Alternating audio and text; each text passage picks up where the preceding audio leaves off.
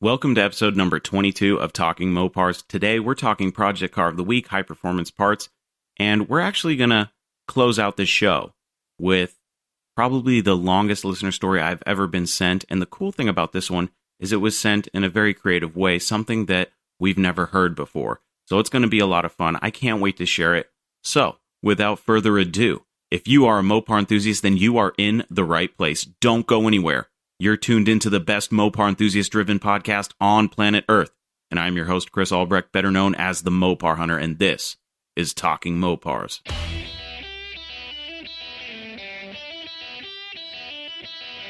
You're listening to Talking Mopars with the Mopar Hunter, your direct connection to all things Mopar.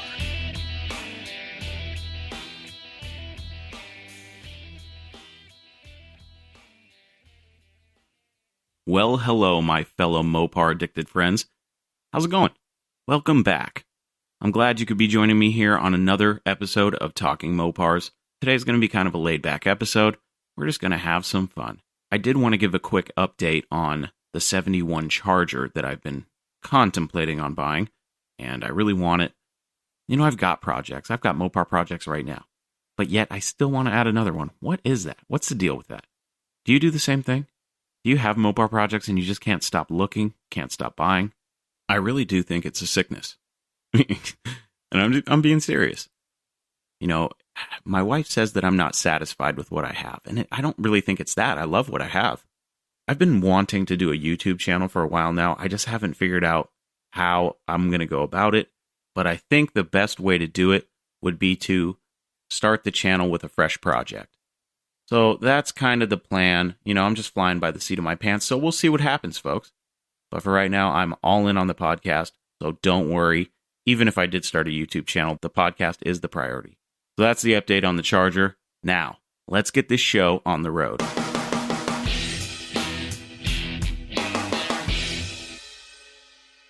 This week's Project Car of the Week was a 1970 Dodge Challenger RT that was posted on the Mopar Hunter Facebook page on Sunday, April 5th at 12 p.m. Now, I'm not going to read the entire ad because this car is actually posted on Facebook, and it has a plethora of pictures and a ton of information. So I'm going to read part of the ad, and then I'm going to point you in the direction to go look at this car. It's really cool. I think it's worth saving. So here is the Craigslist ad. 1970 Dodge Challenger RT 440 auto, numbers match with a sheet. $23,500. The car's title status is listed as clean. The VIN number is JS23U0B139941. And here's the rest of the ad. For sale, 70 Challenger RT 440 auto, numbers matching with a build sheet. 123 photos on my shop's Facebook page. Hauls, Sweet 426 restorations. This car was brought from Texas to Iowa in the 90s. It was all original paint, etc., and all numbers matching with a nice broadcast sheet and original fender tag. It is super clean.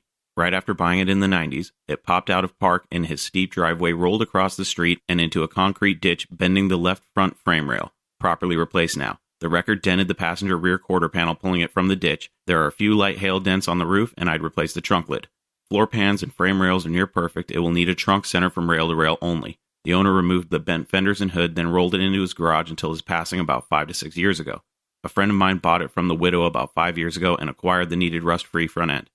His wife got pregnant with triplets shortly afterward, and the car sat longer. I bought it a couple months ago, brought it to my shop, sat the body on my 8-point jig. We properly installed the new front clip and new cowl while retaining the body numbers. All this work is documented with photos, and the old front nose is still here with original paint to further document the proper repair. The driver's door retains the original door VIN decal, and the car has all original paint except for the nose. It has all numbers matching engine, transmission, alternator, starter, carb, distributor, exhaust manifolds, etc., etc., etc., with a nice original fender tag and build sheet. The engine is completely properly rebuilt by Bayer Racing Engines in Gretna, Nebraska. The transmission is fresh also. About the only thing I do not have is the air cleaner. Included is the parts needed to convert it to a floor shifting console if you wish, plus a tan 70 console. We would be glad to help with any or all of the restoration or simply sell it as is for $24,500. I'd consider Mopar/gas/tire/oil signage, a clean open car trailer, or realistically priced Mopars towards the Challenger. PM me for contact info. Thanks, Paul. Now, right before the end of the ad, he actually lists all the options on the car, And I left that out simply because one of the pictures, or on several of the pictures, he actually has a decoded build sheet from ebodies.org. Now, ebodies.org, which is actually e-bodies.org, is probably the best resource for anything e-body. It's a forum online. If you go to the website, you can find all sorts of cool stuff like buying your first e-body, build sheet and fender tag decoders, and restoration tips and tricks. It's a great resource, probably the best resource on planet Earth for anything e-bodies. So if you're into e-bodies, go check that page out. If you haven't already, it's a great resource, like I said. But this ad was actually done really well. There's only one discrepancy that I can see, and that's that at the very end of the ad, he says $24,500 when it's actually listed at $23,500. So there you go, $1,000 off already. I also like that he supplemented his Craigslist ad with a bunch of information and more pictures on his Facebook page, which always helps because you're going to get so much detail on this car that it'll help you with your buying decision. Now, if you've ever seen the build sheet or broadcast sheet decoder from ebodies.org, you'll notice that, and I should say this, they only have the build sheet decoder available for 1970 model Challengers only, but that's okay. The build sheet vehicle report is actually really detailed, and it'll tell you, if you have the build sheet for your car, it'll tell you everything that you need to know. So this one has the full meal deal for information as far as the build sheet goes, and he's got the complete original fender tag. So you got some documentation, which is always a great thing to have. And for $23,500, I think this is a really cool car, and I think it deserves to be saved. As far as pricing goes, I think he's in the right ballpark. You know me, I'd always try to get it lower, and you should too. So hopefully there's a little bit of room to work on the price, but I think it's priced right. We're talking about a 70 Challenger RT that's well documented and his numbers matching. So that has to count for something. I know a lot of people will say, oh, you can get a fully restored one for twice that or whatever. Well, if you're looking for a project car and you're looking for something cool and of significance, this may be the one for you. Whatever the case may be, it is definitely a cool car and definitely deserves to be restored. So if you want to see more information about this car, the seller did share his Facebook business page. So if you just cruise on over to Facebook and you search for Suite 426 Restorations, which is SUITE 426 and then Restorations, you'll find his page. And if you look through it, you'll see the pictures for this Challenger. It has a ton of pictures. I love the detailed photos. So very detailed ad, which, I can appreciate. Seeing a lot of different ads, you see all the horrible ones, and it's nice and refreshing to come across a very well put together ad. So run on over to Suite 426 Restorations and take a look at more pictures of the car. And if you're looking for a quick link, you can find it in the show notes of this podcast. That's it for Project Car of the Week. Go check out the 1970 Dodge Challenger RT 440 numbers matching car for $23,500. That was Project Car of the Week.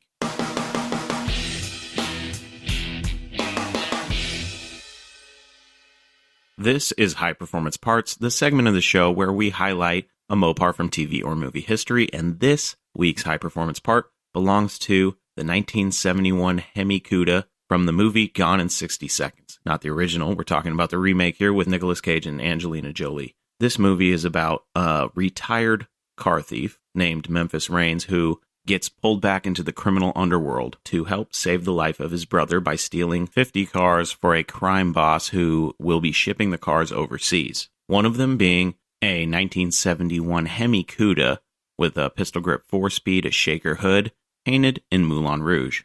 Very cool car. And in the movie, all of the vehicles that need to be stolen, all 50 of them, all have code names, and the code names are female names. And the 71 Hemi Cuda was known as Shannon. My research really couldn't find any pertinent information about the car, whether it's a clone or the real deal. So if you guys know any information out there about the 71 Hemi Cuda from Gone in 60 Seconds, let me know. I'm curious to see if it's actually a real Hemi Cuda in Moulin Rouge or if it's a tribute car. That would be some good information to find out, but I couldn't really dig up any information, surprisingly. I do know that it has been made into some die-cast cars, so, it's a pretty well-known car from the movie. It's like Eleanor is like the star of the show, but, that 71 Hemi Cuda really, it made an impact on a lot of us, especially the scene. If you remember the scene, Nicolas Cage and Angelina Jolie were getting hot and heavy in the 71 Cuda right before they were going to steal it, and, the pistol grip got in the way. I wonder how often that's happened in real life, but that's the car.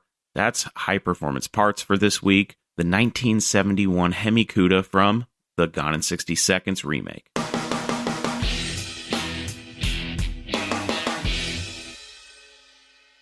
All right, folks, we're going to close today's show with listener stories. We have one voicemail and one interesting listener story that was actually recorded by a listener with his own microphone. Instead of a call-in, he wanted a little bit better sound quality. You've heard his story about the 68 Dart for $50 that slipped through his fingers. And now he's going to tell us another story. But he wasn't satisfied with the way he sounded on the call, so he decided to use his own microphone and record the story. It's a long one, folks, but it's a fun one. So let's get into the voicemail first, and then we'll close out the show with Jerry's pre-recorded story. This should be a fun one, folks. Here we go. Our first story is from a returning contributor to Listener Stories. That's my friend Hemi Bill. So let's let Hemi Bill have the spotlight for a minute and share the story of how he got hooked onto Mopars. Hey, good morning, Chris. This is Hemi Bill calling. Wanted to relate to you the story of the car that got me hooked on Mopars. Now, a little backstory about this is in 1972, my parents bought a brand new Volkswagen van. Oh boy, no fun there, but 4-cylinder, 4-speed. I actually learned to drive a stick shift in that vehicle when I was about 11 years old. Luckily, we had a 3-acre backyard and plenty of room to putz around in there. Anyways, fast forward a few years, and I'm now like 15, maybe 16 years old, and I had a learner's permit. And one of my older sisters was dating a guy who had a blue 70 Roadrunner, 383 4-speed car. So one day, my younger sister said she wanted to get some sodas at the store. So my older sister's boyfriend tossed me the keys to the Roadrunner and said, hey, take that up to 7-Eleven. So me and my younger sister get in the car, and I kind of limp it up the side streets through the apartments, and we got to the 7-Eleven. I'm sitting in the car, just letting it idle, while my younger sister goes inside and buys a couple big gulps. Meanwhile, there's two guys leaning against a 396 Chevelle, kind of eyeballing me, wondering, how did this little kid get a hot-looking car? And truthfully, I was little. I was probably 135 pounds soaking wet at the time. So anyways, my sister comes out. She's got the 2 sodas. She sits down. I back the car up, turn around, and I go out, and I'm trying to get back onto the street.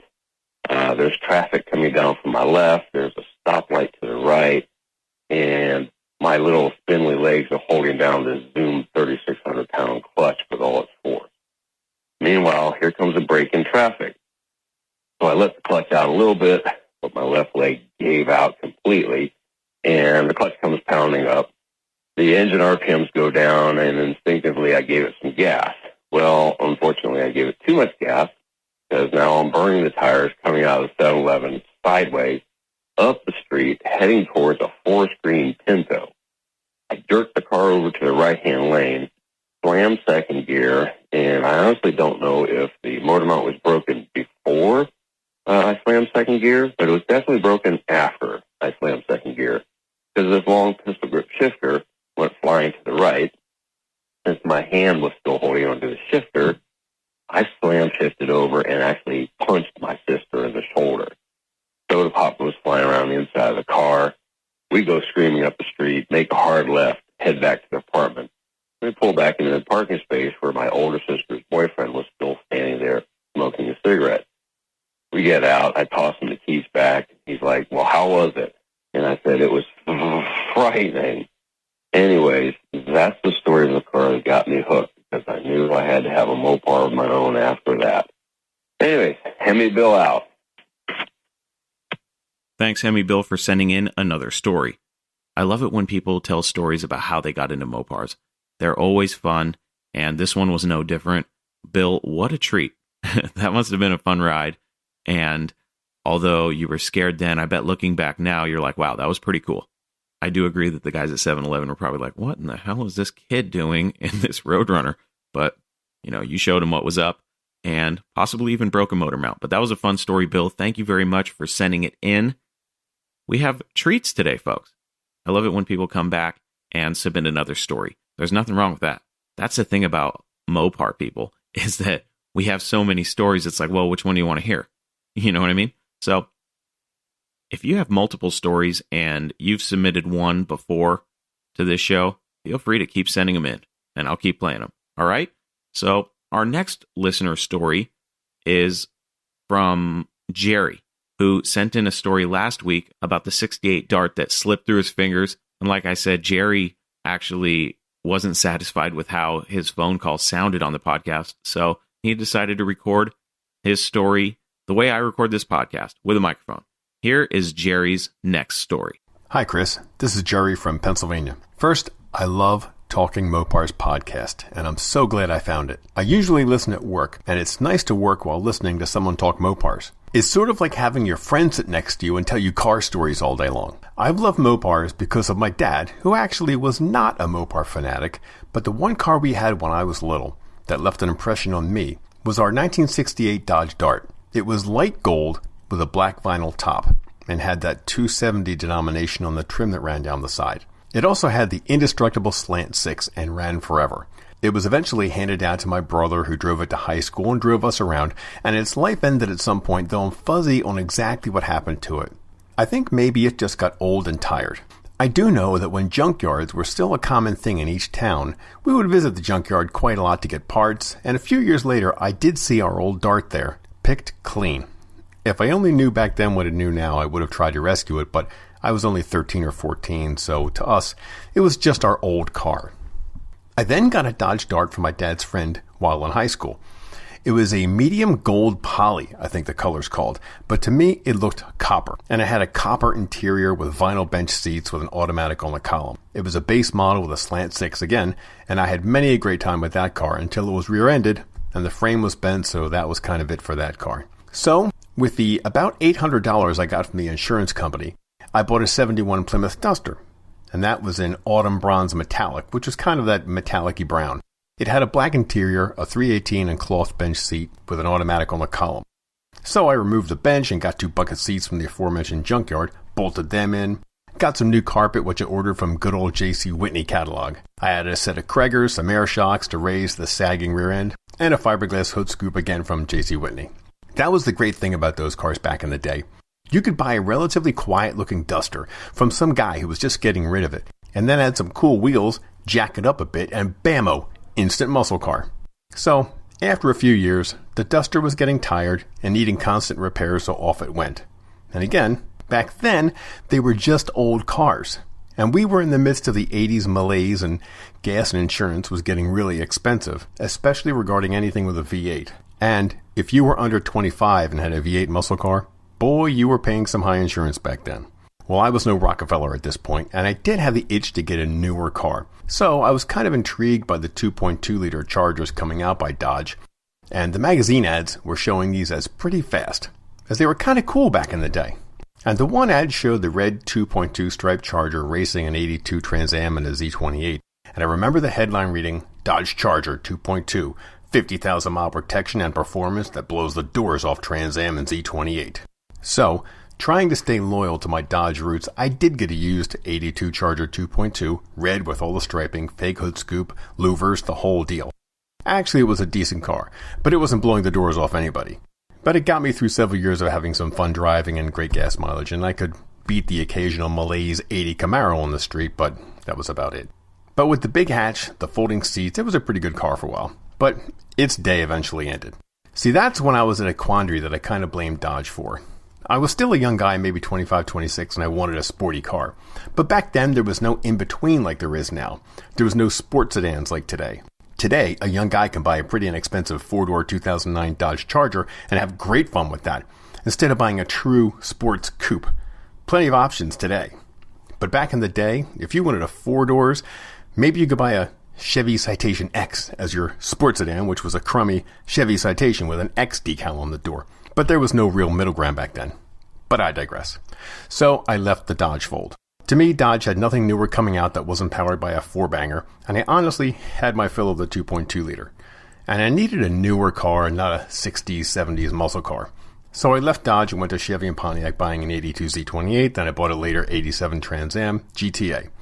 I didn't really return to Dodge until I was married and bought Dodge's brand new 93 Intrepid ES, which was a decent car as well. It had that 3.5-liter, 214 horsepower V6 and was rated a quarter mile with just under 16 seconds.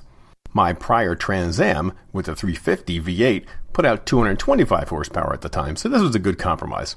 The Intrepid was gold as well, with the matching gold sport wheels. I seem to have a thing for gold cars. So that car came and went along with several others. So, enough of this is your life. So fast forward to 2007. My son was 15, and we had seen at a local supermarket near us an orange 1970 Dodge Charger 500 sitting in the parking lot several times. We had seen it once or twice there before, and once on the road driving. It was somewhat rusty, but otherwise seemed in pretty decent condition. We only ever saw it that few times, and we got super excited whenever we did. Like everyone else, I'm sure, who listens to Talking Mopars, I always wanted to get a muscle car to work on, but back then, finances never seemed to work out. With 2 kids, school, clothes, sports, and eventually building an in-law suite for my mother-in-law to move in, all of that sucked up any of my fun money. But it was nice to dream. So little did I know, on the last day we would ever see the Charger in the wild, back in 2007, we saw it parked at the supermarket again. And we saw 2 older white-haired ladies near the car. One was sitting on a bench looking a little frail and wearing those big cataract-style sunglasses. And the other one seemed to be returning from the car. My son and I approached them and greeted them and asked the younger of the 2 if that was her car. And she said no, this was her mother's car, sitting next to her with the big sunglasses, who I suppose was in her mid to late 70s, and she looked every year of it. So I was initially surprised that this bright orange Charger was her car, but regrouped myself, eager to at least discuss the car a little bit. It was a bit of an awkward conversation. I said that my son and I would be interested in the Charger if they ever sold it, as I was always looking to find a father-son project car. Not entirely true financially, but what the heck. So I left my name and number and a little note and gave it to them. I had zero hopes that they would keep it, as the conversation seemed to be one-sided, with me doing all the talking and getting a lot of blank stares. Also, we never saw the Charger again at the supermarket after that. That was the last day we ever saw it, and eventually, I kind of forgot about it. So 10 years passed by. Flash forward to 2017, October. My kids were done college pretty much, and I'd gotten some extra money to me, and I thought I could maybe find a Mopar to get a little fun weekend project car. Not a total wreck, but a car that needed a little TLC would be fine. I knew I could not afford a B-body, no Chargers or Cudas, which is what I really wanted, but I knew from going to Carlisle Mopar shows and general knowledge that those were priced way out of my budget. So, my first car, as I said before, way back as a teen, was my 1968 Dodge Dart. Like you, Chris, I've always loved darts, and I thought an A-body in good condition would be what I could afford. I found an ad online for a 1968 Dart GT with a 273 V8 about 2 hours away. The fam and I went on a road trip to see it, stopping at some antique stores and generally making a day out of it. So we finally saw the Dart. Guess what color it was? Medium gold. What is it with me and these gold cars? It had a black vinyl roof, bucket seats, and an automatic console on the floor. It's really nice. Took it for a ride, and while no barn burner, it was fine. The seller wanted $18,000 for it. I told him I'd think about it and left, figuring I'd probably offer a bit less if I took it. We also had an argument about the color on the way home, as my wife and future daughter-in-law swore it was pea green, where it was clearly gold. So that went on for quite a while. My wife was also not on board with this car. She didn't like it at all. Not a fan of Dodge Darts. She called them old man's cars. So that was going to be an issue moving forward with my car selection, as I was primarily focused on Darts and Dusters mainly for budgetary reasons. So later, the next day, I was home at my desk working, and I was looking up more cars and thinking about that Dart, and our house phone rang. I heard the machine pick it up, as we still have our landline. Most people don't, as we all have cell phones, of course, but for some reason, we still have the landline. And the only people who call the landline are CVS drugstores and the occasional spammer, but we still have it. Well, I heard the machine pick up, and I hear the recording come on, and I hear a female voice that I didn't recognize leaving a message. I assumed it was for my wife, so I was pretty much ignoring it until I heard the words, "You left a note about my mother's Charger, and I was calling to..." I leapt out of my chair and grabbed the phone, and to my surprise, it was the daughter of the old woman from the supermarket parking lot I had spoken to 10 years ago. 10 years ago! This was the old woman with the cataract sunglasses daughter, Nancy. Her mother, who was the original owner of the Charger, had recently died in her late 80s, and they were going through her estate and her house, etc., and the Charger was one of the last things to go. Though these people lived in the same town as me, I hadn't physically seen this Charger for 10 years, because I discovered upon talking to Nancy, the Charger had been put away in their garage a decade ago, as it really started to need too much work to be inspected and roadworthy. So there it sat. And her mother had kept 16 notes from 16 different people over the years who had expressed interest in the Charger. But apparently, when they tried to contact them, none of those phone numbers were viable anymore, except mine. Because I guess everybody else got rid of their landlines or moved, and that was the number I'd put back down in 2007. Our landline. So, we decided to meet up to see the Charger. I brought my wife, my daughter, and my son with me. You see, I knew the original owner's daughter, who was selling the Charger, was an older woman who lived alone. And I felt that it would look better if a family came to see the car, and not just my 6'2" self and my 6'5" son. I didn't want to intimidate her or make her feel uncomfortable with us being there. So here's my tip for you would-be car buyers. If you're going to see a car being sold by a woman or a family, bring your family with you if you can. You immediately diffuse a possibly intimidating situation. Because when we got there, my wife immediately struck up a conversation and friendship with the two sisters, and that probably would not have happened in the same fashion if it was just myself and my son there alone. So we all met the two sisters, Karen and Nancy, who said that they themselves were handling their mother's affairs and selling the Charger. Not really knowing what else to do, they decided to reach out to local people instead of posting it on Craigslist, because they didn't want to have a bunch of strangers show up to their house and try to intimidate them or strong-arm them on the car. They didn't really know how to sell a car. Remember, this was just two single women, a bit older, and trying to sell a car they really knew nothing about. They were afraid to have a bunch of strangers showing up at their house, so they figured they would reach out to the local people who had left their names and numbers. And luckily, that was us. So we quickly struck up a great rapport and a real friendship with the two sisters. They told us this was their first new car their family ever bought. Their father had told their mother back in 1970 when they got the car that he was picking the car, but the mother could pick whatever color she wanted. So she picked the Dodge high-impact color Go Man Go Orange. Of course, 1970 was the first year that Dodge produced these super bright colors, so their mother must have been around 36 or 38 when she bought this. So a mother with two young girls, and she buys a bright orange Dodge Charger, and not a station wagon? So this woman must have been really something. They also told us that their mother drove them everywhere in that car, to school, to the store, and eventually the two of them drove it themselves to high school. They said when they drove it to high school, though, all the boys looked at the car, not at them. So, I opened this garage and looked at the car. After the initial giddiness wore off, I could see this car really needed a lot of work. While at first glance the body looked pretty good, but I could see the rear was entirely rusted at the lower quarter, and was creeping up on the inside of these quarters. These rear quarter panels had a lot of cancer on them. The frame rails were rusted through. I then saw the trunk floor, and you could see the garage floor right through it. The trunk extenders were rotted, along with the inner wheel housings, and I knew that they and the trunk would have to be totally replaced. The front quarters were also rusted and dented quite a bit.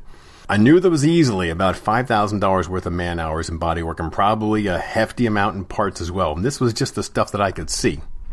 But it was a 1970 Charger, a car I never thought I could afford. As you recall, the day before I was looking at the infamous green gold Dodge Dart. The VIN was XP29 and it was a 1970 Charger 500 in Go Mango Orange.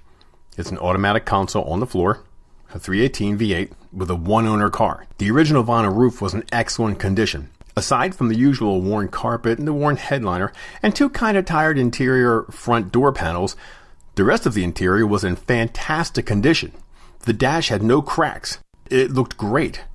The 1970 Charger, of course, is different from the 69 Charger 500. The 69 has the flat rear window and the flush grille for the racing aerodynamics. But by the time the 70 Charger 500 came out, Dodge had already produced the famed winged Daytona. So in 1970, the 500 denomination was just a trim level package, noted by the XP in the VIN for premium. So that meant that the Charger 500 was an upgrade between the base and the RT. The 500 came with upgraded interior, power steering, power brakes, with disc brakes up front and drum rears. It had AM/FM with a cool fader knob for the front and back speakers, air conditioning, and all the upgrades like center floor mounted console, driver's side adjustable mirror, and all sorts of things like that. And also, The 70 has the huge wraparound chrome front grille that was absolutely perfect with no dings and no dents. How in 50 years this thing was original with no dings is a miracle. I was somewhat hesitant to buy this car because I knew this needed a lot of work. But my wife and my son talked me back into it, and we decided to try and make a deal. It was easy to see how much the car meant to the two sisters and the memories that it had. They really wanted the car to go to someone who would appreciate it and drive it and love it like they and their mother did. So though I knew it needed a lot of work, the inside was really great. So we bought the car for $16,000 with the promise that we were not going to flip it and we weren't going to sell it. We weren't going to do anything to it but restore it to a look that it would have had in the 70s. I still feel like we got off pretty good with that price, because I have seen Chris post some absolute wrecks on the Mopar Hunter that are commanding the same amount. And I have seen disasters myself that are almost skeletal frames at Carlisle at the Mopar shows that people want $20,000 for. So it took us 2 years to partially restore it. This was a frame-on restoration, I would call it. As I mentioned before, the entire rear was replaced from the front doors back. Both rear quarters needed to be reskinned. They were cut off, new skins bought from AMD, then welded back on. The entire trunk floor was replaced with all the miscellaneous brackets and extenders. And then once you got in there, of course, more was discovered.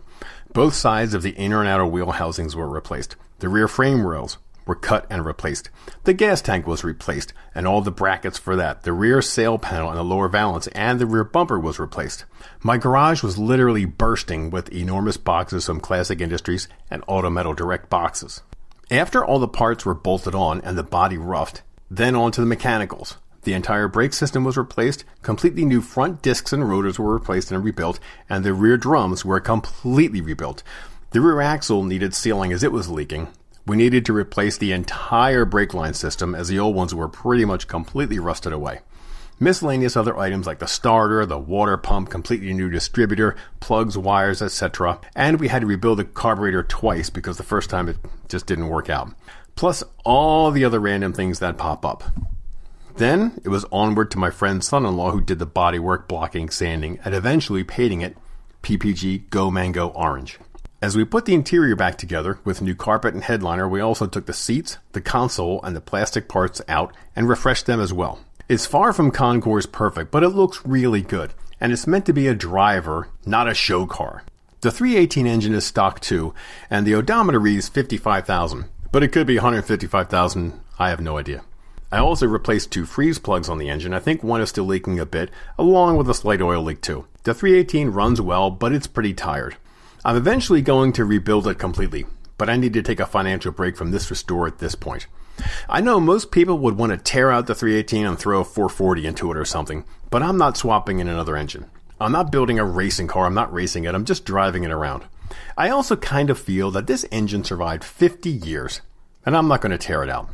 And when we brought the car, we also promised the sisters that once it was done, we'd bring the Charger back to them so they could see it and they could take a ride in their mother's car, which was restored to its prior glory. So we did. We got it done in 2 years, brought it back to them, we all took them out for a ride in it. It was awesome. The car is now a permanent part of our family, and we enjoy it on the weekends and drives, and we can finally take it to car shows this summer. I want to go to the Mopar show in Carlisle, PA, as it's celebrating the 50th anniversary of the 1970 Charger. It should be quite the turnout. It's supposed to be the biggest gathering of 1970 Chargers in one place, since they were assembled in 1970. It's also a pretty cool car to have around this area because nobody else has a 1970 Charger around here, especially an orange one. Also, upon tearing apart the Charger's interior, we did find 2 intact build sheets in really great condition. I made photocopies of them, and I have them stored in a plastic sleeve in our binder. But the most amazing thing that we found as we stripped the interior was a handwritten note that was left by one of the assemblers. It was written in pencil on the cardboard insert that separates the trunk behind the rear seats. The note was a little capsule of that night by this worker, written to his 2 daughters, and it said, "Today is the 12th of December, 1969. The night is going by pretty good. I want to get home to see my girls. Barbie, I love you. Bonnie, I love you." So this was a note from the actual worker who had assembled that part of the car.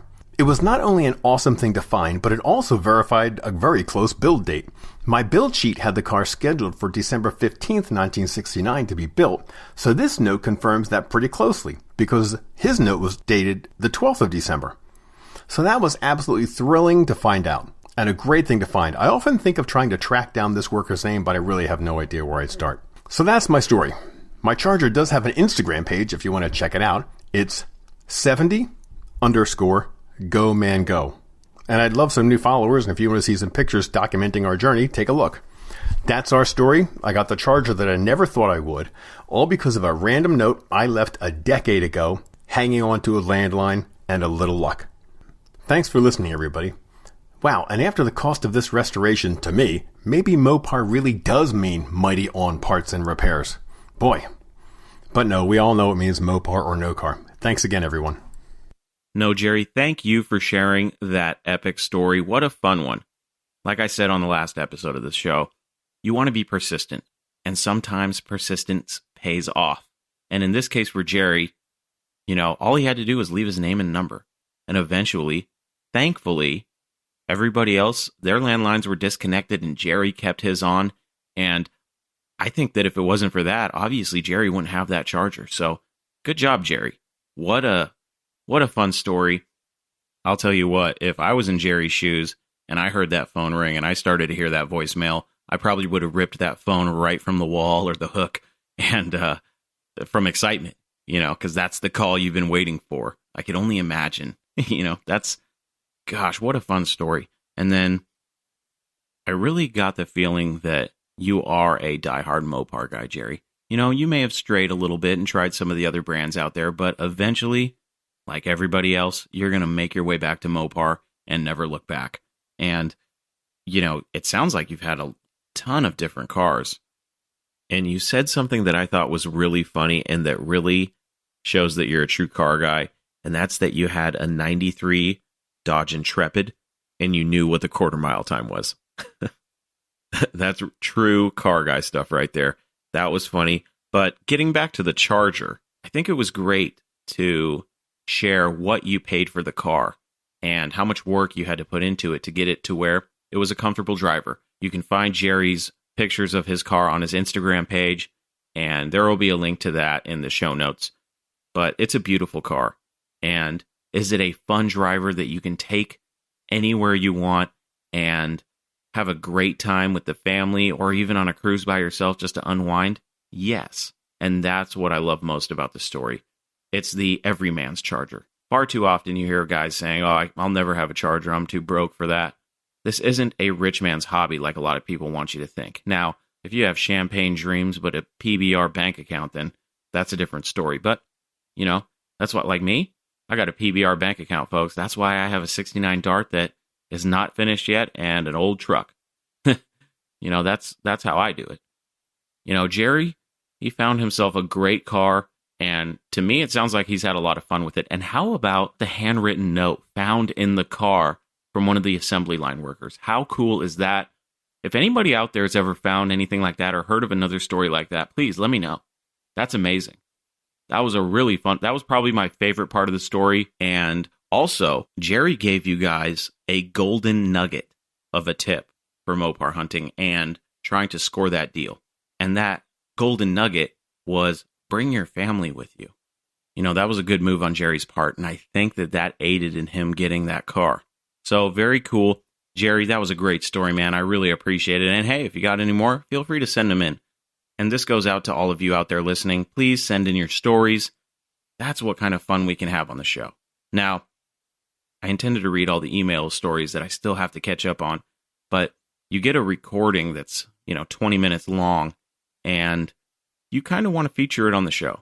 So that's why Jerry's listener story was featured on the show. And of course, you have Hemi Bill, another regular of the show, 2 regulars today, giving great stories. That's why this show is amazing. It's because of all of us as a community. The Mopar community has so many great stories, and I want this show to be the platform from which you can tell your story. For years to come, people will be able to listen to this show and hear fun Mopar stories. That's the goal. That's what this is all about. No Mopar left behind. That was listener stories. Thank you, Hemi Bill. Thank you, Jerry. And special shout out to another regular contributor, Johnny Mopar. Thanks, guys. I love the regular contributors. I think it's really fun because, like I said a few minutes ago, everybody's got all these stories, and I want to hear them all. So send them in. You can reach me by email, chris@talkingmopars.com, or my preferred method, leave me a voice message and tell me your story that way. You can reach my voicemail at 209-28-MOPAR. That was Listener Stories.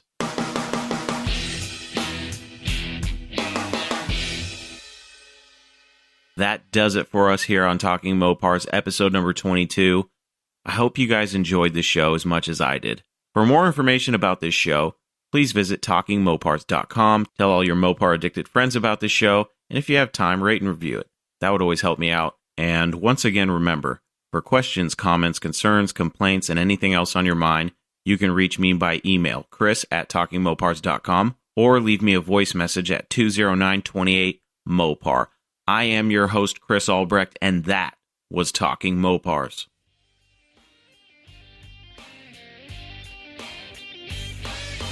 Thank you for listening to Talking Mopars, your direct connection to all things Mopar. Until next time, remember, no Mopar left behind.